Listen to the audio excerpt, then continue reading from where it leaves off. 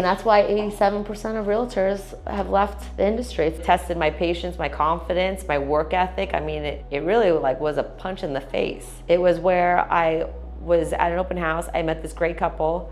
They told me that they wanted the house, and I said, well, we're probably gonna have multiple offers because I set up with my listing strategy how great this house is. And then I was like, I know we're gonna get multiple offers because I got 200 groups through the house in one weekend. So I went over to the house afterwards and I said, you really need to not be a contingent, you know, that you need to make sure that you put an offer in that's non-contingent, so you need to sell your house. And so they said, come over. And I went over there, and then I went through the house. They had some crazy colors all over the walls. So I got my painter in the very next day, and while he's painting it, they called another realtor. And then they were like, well, this is someone who wrote an offer for us in Temecula and we feel bad. And I'm like, well, I just took my painter off my job to come paint your house. I was like, and I live in North Tustin. Why are you having someone from Temecula come over here? And I go, and also, if you're writing an offer, you wrote a contingent offer, and of course your offer didn't get, that's why your offer didn't get accepted with the other agent. So I fought like hell, and they ended up going with the other agent after everything that I did. So then I learned, hey, maybe I should get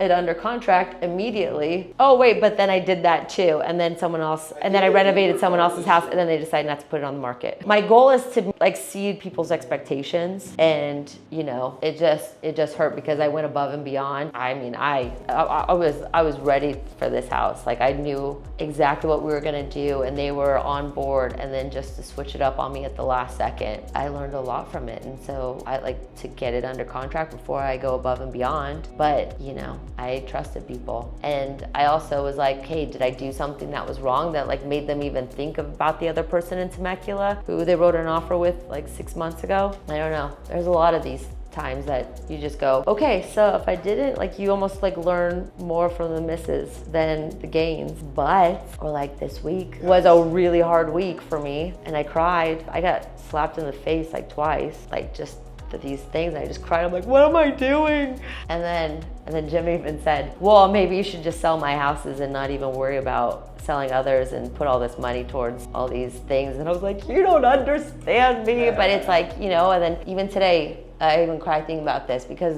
this week's been tough. But he's like, oh, well, I'm pretty proud of you that you're like still making your calls and still showing up and putting the work in and doing all the things to like continue on, even though you're getting like literally trampled on right now. So it's been a tough week though. But it's not easy, and that's why 87% of realtors have left the industry. It's not easy to wear all the hats.